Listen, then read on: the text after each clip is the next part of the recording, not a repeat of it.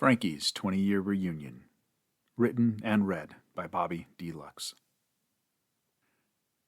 Frankie gave himself a good stiff slap right across the face. A crude technique, yes, but one that proved effective. The world came back into focus for the low cost of a temporary self-induced welt across his cheek. A drunk will always find a reason why tonight was the exception and that there was no other option but to take the calculated risk and get behind the wheel. Frankie had his. Did Frankie know better? Sure, Frankie knew better. As far as Frankie was concerned, there were extenuating circumstances aplenty. He was pushing 40. This wasn't Frankie's first night out, far from it. He knew all the side streets to take, locals only, and with no cops hiding in the darkness. He had all of the rideshare apps. They're confusing, and there's serious privacy and data gathering concerns that Frankie was not comfortable with. And he's temporarily overdrawn on his bank account. Temporarily. It happens. He had people he could call. They were already asleep. The last thing Frankie wanted to do was alarm anyone. Look, on any other night, okay? But there he was, behind the wheel, smacking himself in the face as needed to stay awake and to keep himself perfectly between those pesky white lines. It was working. Frankie was going to make it home just fine. Tomorrow he might even look into going back to the meetings. Slap. Frankie wasn't normally an asshole. Slap. Tonight was different. Slap. It's not my fault, Frankie said, letting off the gas. If he could keep that bad boy under 30, then he'd be safe. Frankie rehearsed on the off chance he was stopped. It was my 20-year reunion tonight. Saw people I haven't seen in forever. My last beer was over an hour ago. I'm on new meds. This doesn't normally happen. The 20-year reunion. That was the big marker. The true measuring stick on one's performance in life. Where you were, where you are, and where you're headed. At 20 years, a person was on the life path they were on. At the 10-year reunion, if you can even remember most of that night, it was perfectly fine, almost admirable, to still have a lingering dose of charming screw-up in you on display. That was a night to get too drunk and make out with the person you never had the guts to ask to prom. Frankie missed his 10th. The rumor that went around at the time was that Frankie was in jail. Nothing big, but he was unavailable. The rumor was true. It was assault, not sexual assault like some people said on Facebook, just regular bar fight assault on a security guard with poor customer service skills. 10 years later, 9.5 of those being free, Frankie wanted to find out where he stood amongst his peers. This was the year where you showed those people that you had your shit together. Just because you ended up a townie did not mean you were a loser. Slap. Nearly dozed off at a stop sign. Fucking Debbie, Frankie said, cautiously rolling through the intersection. Oh, sorry. Deborah. Pardon the unforgivable mistake. You know the real kick in the nuts? Frankie had not given Debbie Burwell a second thought since graduation. Frankie hadn't seen most of those people since he pulled out of the school parking lot after grad night ended. Frankie never looked back. But Frankie believed that once a junior year winter formal date, Enchantments of Neptune 98, always a friend. Debbie was the first person Frankie recognized at the reunion. She made the short list of people who Frankie hoped to impress that night. There she was, good old Debbie, holding court in a circle of people who Frankie vaguely recognized. Some girls from drill team, a dude from chemistry class.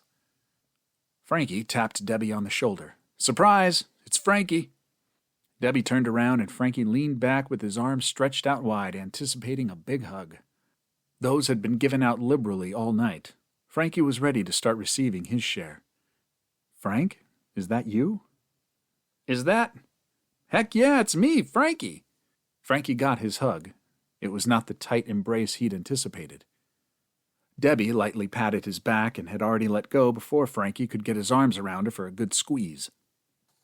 How about buying a drink for the old high school flame? I'm a cheap date if you remember. It's an open bar, Frank. I know. I'm kidding. Open bar, buy me a drink, get it?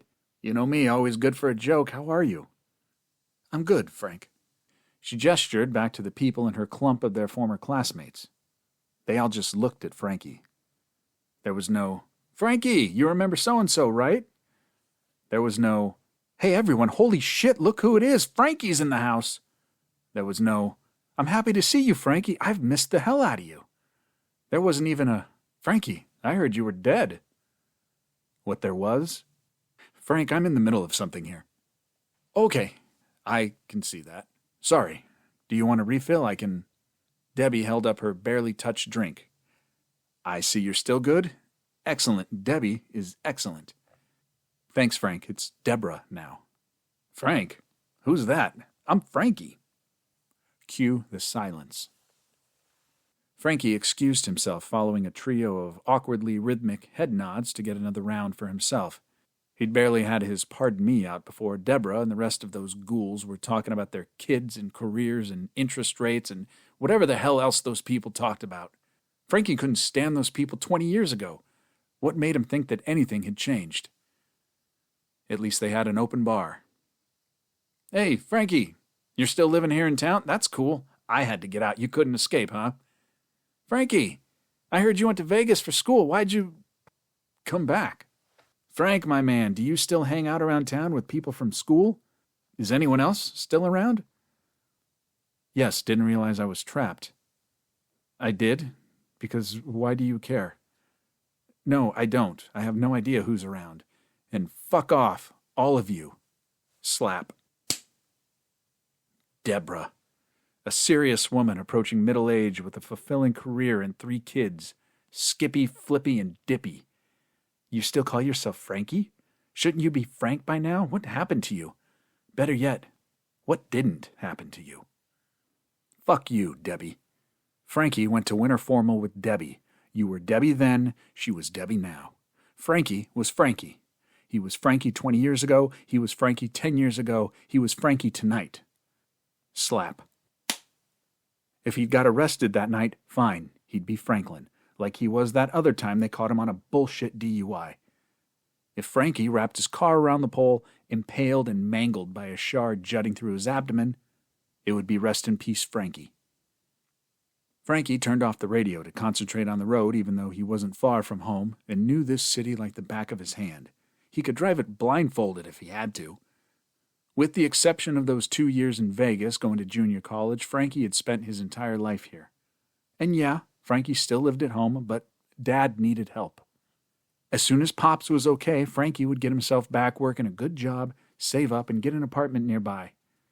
Frankie's situation wasn't all that unusual in this economy, according to the news. Or, God forbid, Frankie's dad did not make it. Sometimes there wasn't enough medicine in the world. Frankie would get the house. It was paid off. Those boomers sure had it made. And Frankie could take it easy, or he could sell the home and take the profit back to Vegas. Either way, Frankie had a plan in place. Slap. Lights flashed in the rearview mirror. Son of a bitch. Frankie huffed into his cupped palm and sniffed. Damn, there was plenty of rum in the air. Frankie checked the center console for gum. No luck. Frankie pulled his beige 8-year-old sedan over. Frankie's ride was not a contender in the unofficial coolest car at the reunion competition. At least it was paid off. Frankie rolled to a stop an even 10 inches from the curb. Perfectly straight and smooth. So far, so good. Frankie turned off the car and left the keys in the ignition. Here we go. Franklin, better safe than sorry, loosened his jaw so he could talk nice and slow and clear, but not too slow. He'd talked his way out of a DUI before, but never in this city. The local cops were dicks. Ask anyone. They had a rep. The police car sped up and dramatically swerved around Frankie and then continued down the street with the sirens joining along with the lights. Frankie watched those lights get smaller as the cruiser sped away. The cop turned off at the next street, 17th, and vanished into the night. Frankie stayed at the curb, afraid to take his hands off the wheel. What if the cop was just going around the block to catch him driving away? The cops in this city pulled tricks like that all the time. Roger Wilco Niner, I got a drunk driver stopped in front of Goodman Middle School, gonna boomerang around the block and nail him. Frankie wasn't falling for that. Frankie took the keys from the ignition and pocketed them. He got out of his car and, whoa, little wobbly there. Frankie put his hand on the roof to steady himself. He'd almost puked, but Frankie kept it together. It was nerves, not the alcohol. It had to be. Frankie looked up at his old middle school. Class of 1995, go Junior Devils. It wasn't like the schools they built today. Goodman was a massive 2-story building, each floor with 25-foot-high ceilings. The exterior was a pre-World War II Art Deco masterpiece. Seriously, it was in magazines. The school grounds sat a good 6 feet up above the street level. Like every other student who went there over the last 9 decades, Goodman Middle School reminded Frankie of a prison. The perimeter of the school was surrounded on 3 sides by a 7-foot-high cement wall coming up off the sidewalk, and then with a chain-link fence on top of that. Then there was a giant yard you had to get through just to get to the front of the school. It was large enough to host a soccer game, 2 football games, and had a baseball diamond. If an escaping student ever wanted to make a run for it, the snipers on the roof would have had plenty of time to pick them off. Or so Sammy once said after he spent a weekend watching prison movies with his older cousin while Sammy's mom was away. Frankie climbed the front steps from the street onto the yard. The gate securing the fence at the top of the steps was broken. The schoolyard fights that were held out behind the backstop at the corner of the yard farthest from the school were legendary. You could have a full-on 2-round slugfest before the fat lunch aides were able to slosh their way out there to break it up. Like the one time that kid Chris something got punched and hit his head on the concrete. His head thumped like a watermelon cracking. Chris something started twitching. He never came back to school. Neither did the kid who decked him. Frankie wasn't a schoolyard fighter. He was a schoolyard smoker. Over there by the bicycle racks along the far edge of the fence with Sammy, hidden from the world and sneaking puffs with his best friend. They never got busted. For a pair of C-average 12-year-olds, it was an impressive operation. Getting the cigarettes was the easy part. You stole them from where you could. Older brothers, parents, liquor stores, and so on. Sammy was the expert cigarette thief of the duo. The bicycle itself was the key to the whole operation. You had to wear out the ends of the rubber handlebar grips. That happened pretty quickly with normal riding. Once the grips were worn, you peeled back the ends just enough and voila, a perfect cigarette storage space hidden in the hollow handlebar frame. Don't forget to stuff cotton balls with duct tape in there to prevent the smokes from falling into the recesses of the bike frame. Then you took that same duct tape from the garage and wrapped it around your seat. It's an extra cushion, Mom. It makes a softer landing when you do jumps. I mean jumps off the curb, not like tricks. Once you have the seat good and wrapped, you stole a lighter, which are even easier to procure than cigarettes, and duct taped it below the seat. It was there waiting for you under an extra flap of tape, hidden in plain sight for you at lunch. Frankie suddenly imagined a juvenile version of himself getting hit by a car on his bike, and the lighter exploding under his ass, ripping his bowels and intestines out all over the street. Slap. The two of them almost got caught once early in their smoking career. Sammy, again an excellent thief, lifted his mom's boyfriend's cologne. Frankie and Sammy smoked 2 cigarettes at lunch and then bathed their necks in stolen eau de toilette. After lunch, Frankie and Sammy were both summoned to the vice principal's office for creating an excess olfactory disturbance in social studies. They stunk up the joint. I understand what you boys were trying to do, the vice principal, a real goof, said. Lordy knows I experimented when I was your age, but fellas, let me be the first to tell you that there's better ways to get girls interested in you, like doing well on tests. Girls like intelligent boys, and there's always our athletic programs. That guy's probably dead, Frankie said. A wave of torturous maladies bringing the end to Mr. Vice Principal What's-His-Name crashed into Frankie's mind. Necrosis, brain parasites, flesh-eating bacteria. Slap. Frankie turned away from the bike racks and looked across the field. The tree was still there. Of course it would still be there. The tree at the far southwest corner of Goodman Middle School that overlooked the 4-way stop sign at Palm and 13th Street was the oldest tree in the city. They told all the students that at orientation. It's weird, the stuff you remembered. It wasn't just the oldest tree in town. That tree was home base for Frankie and Sammy's weekend nights of adolescent mayhem. The tree was where they snuck out to on the weekends to throw rocks at cars. The trunk was so huge that it gave the perfect cover to hide behind after pelting cars that rolled through the four-way stop.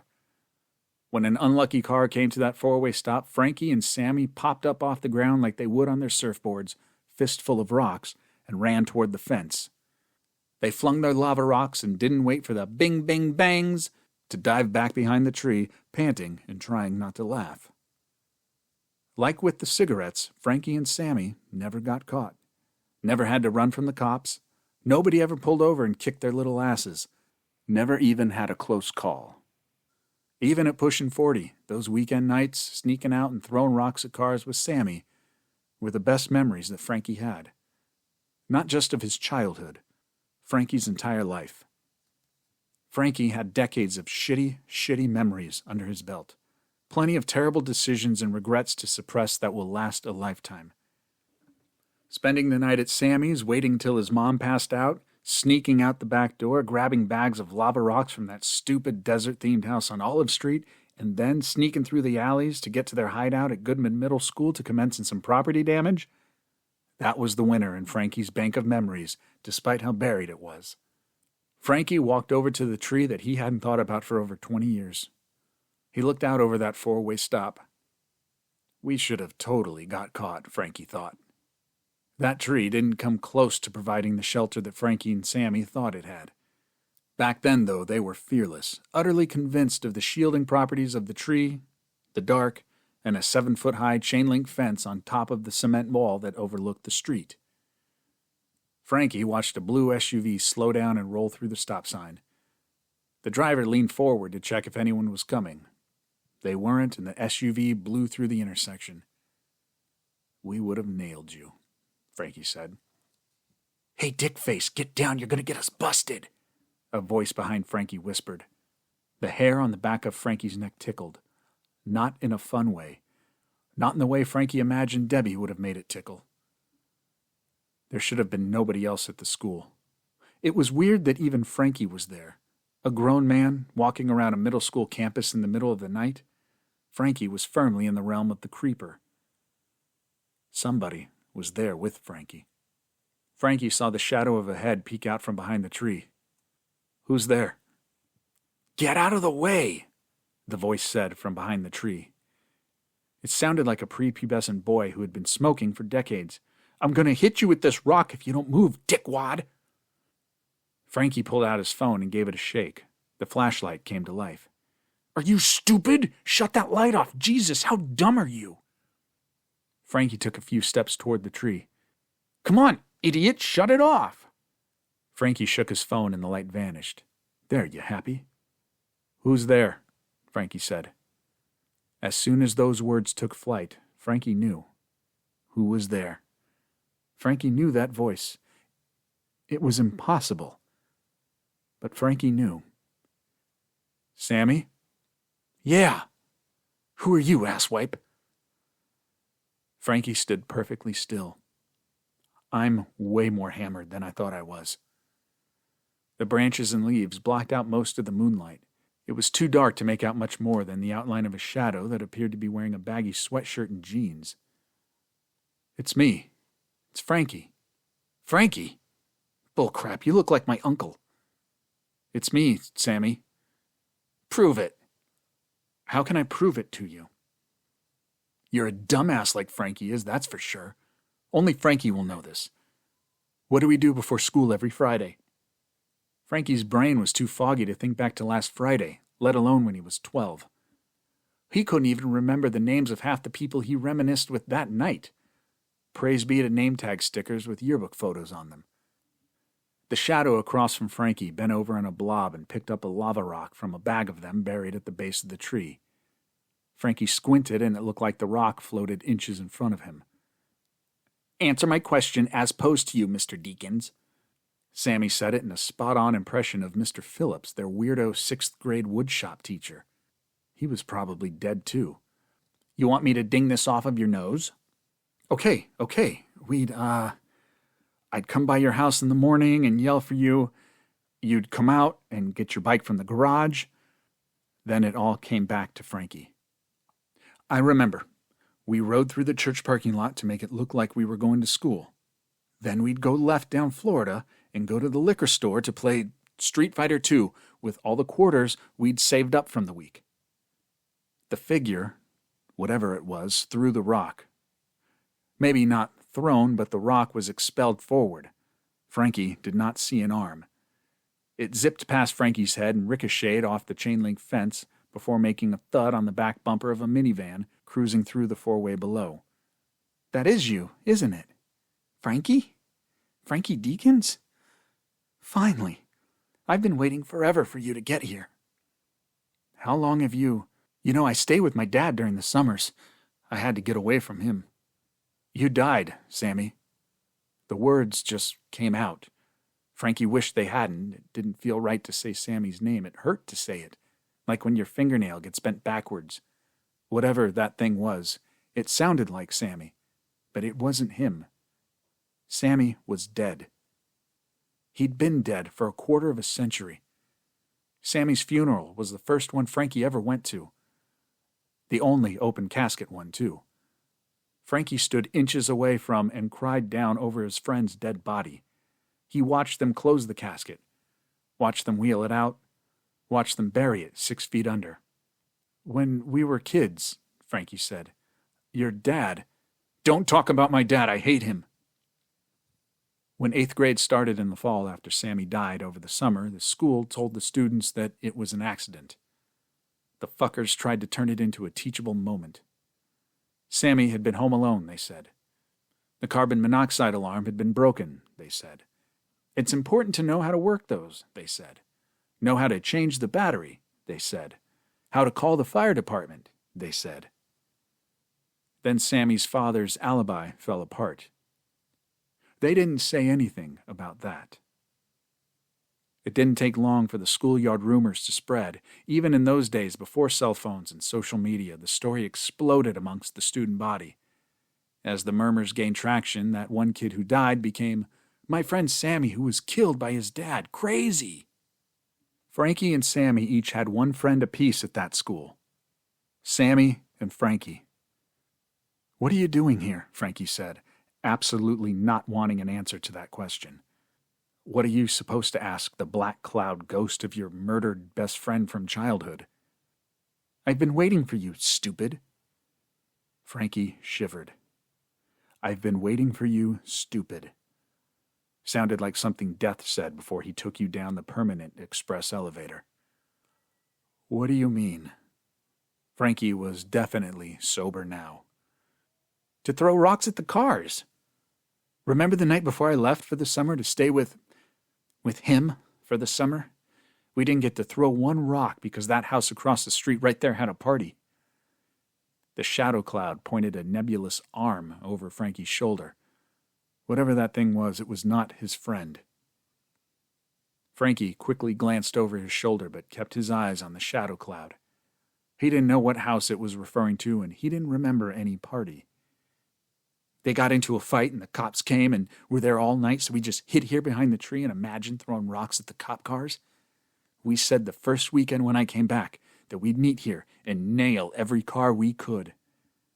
It was probably true, but all Frankie remembered from that summer was that Sammy's dad murdered Sammy before he came back home for the school year. The cops found his dad's crumpled-up suicide note in the trash. The grand plan was to put a bullet through both of their heads before Daddy had to hand his son over to Mommy for another 9 months. As all violent drunks do, he blamed someone else for his lot in life.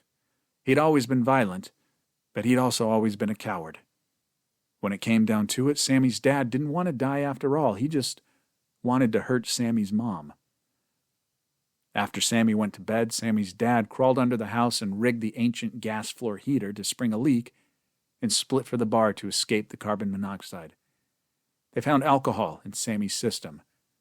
Asshole got his kids so drunk that Sammy wouldn't accidentally wake up and ruin the big plan. I went to your funeral, Frankie said. We made a deal to meet here. Not my fault you're late. How old are you now? I'm 38. Dude, the shadow cloud said. Frankie didn't appreciate being judged by a specter. No wonder I didn't recognize you. You're old. Have you been here this whole time? Since you... This is my favorite place in the whole world. You and me, it's like this whole school is ours, and this is our corner, where we do something that only us two know about. I know it's not cool to throw rocks at cars, but it's so much fun to come do it. Want to know a secret? Sure, Frankie said. I try to miss the cars on purpose sometimes. I don't care about hitting them. I just like the adventure of getting here and getting home without getting caught. I'm always afraid someone is going to have their window down and we hit them in the face. I don't want to hurt anyone. I only tried to hit the nice cars, Frankie said. Rich pricks could afford it. I imagine they belonged to the kids' parents who lived in the harbor. I hated those kids. Still do. Do you know what happened to you, Sammy? Yeah, I died. Do you know how? No. Frankie looked at this swirling mass that hovered 5 feet away from him. At first it had the outline of what he remembered his friend looked like. Sammy's form was now gone. Sammy's form was gone now. It was shapeless, like a ripple in a lake. I have to go, Frankie said. But he didn't move. Frankie didn't know where to go. The shadow cloud was in his way. Don't leave, Frankie. I've waited so long. Please, just stay. Let's throw some rocks. I can make sure we won't get caught. I'm very strong now. I'm very strong now. Frankie had no intention of discovering the finer details hidden within that last sentence. I can't, Sammy. I'm too old to be throwing rocks anymore. Are you going to come back to visit me? Yeah, sure, man. Don't lie to me, Frankie. I'm very strong now. Did that mean reading minds? I don't think so, Sammy. Can I come with you, Frankie? I'm so lonely. The shadow cloud morphed into an orb and floated toward Frankie. Frankie ran. He kept ahead of the shadow cloud. It didn't so much as chase him as it simply grew and expanded after him. Frankie was winded in seconds. It felt like the shadow cloud vacuumed up all the air around him. Frankie's right arm swung back into the cloud as he sprinted to escape the schoolyard. His forearm felt like it was dipped into a frozen lake as it made contact with the shadow cloud. Frankie tripped and crashed onto the wet, uneven, hard midnight grass with a splat. The feeling in his right arm was gone. He tried to massage some feeling back into it to rub off whatever got on him from the cloud. All the hair on his forearm was wiped away clean, frozen stiff, and snapped off. He looked back over and the shadow cloud had stopped chasing him. It had expanded large enough to block out the entire tree. The oldest tree in the city was now cloaked in an unnatural pitch black. It pulsed and throbbed and swirled like a rabies-infected, chained-up junkyard dog. You can't leave, Frankie. Frankie got up and made it to his car. He cranked up the heater and put his arm up next to the blower. Frankie didn't know how many minutes it took, but the feeling returned to his arm. Little needles from the heater jump-started his arm back to life. The car lurched away from the curb and made a U-turn back toward downtown. Frankie wasn't going back to the reunion, but he certainly wasn't going home. Not with that thing watching him. Whatever it was. It wasn't Sammy. Sammy was dead. Frankie came to the four-way stop at Palm and 13th. The killing zone. The same stop where he and Sammy stalked passing vehicles in the night so long ago. Frankie came to a complete stop and waited. There was no way he was going to risk getting pulled over now. Sweaty, pale, and out of breath, Frankie was guaranteed to get arrested. He rolled down the window and tilted his head to the left to look up at the tree. The shadow was gone. Where'd you go? Frankie said. It most assuredly was not gone, but it had shrunk out of sight, no doubt hidden behind the tree. The air was pierced by a high-pitched whiz. Something plunked off the side of Frankie's head. Frankie winced in pain, and his field of vision turned to a gray blur. A lava rock landed on his lap. Frankie's car stopped in the middle of the intersection. He flicked the lava rock out the window and felt where it hit him on his head. Warm, dripping blood coated his fingertips. Another rock clanged into the door. Then the windshield. Then another one. Another. And again. Frankie slammed on the gas. As Frankie rolled up his window, he heard Sammy laughing, having the night of his life. The end.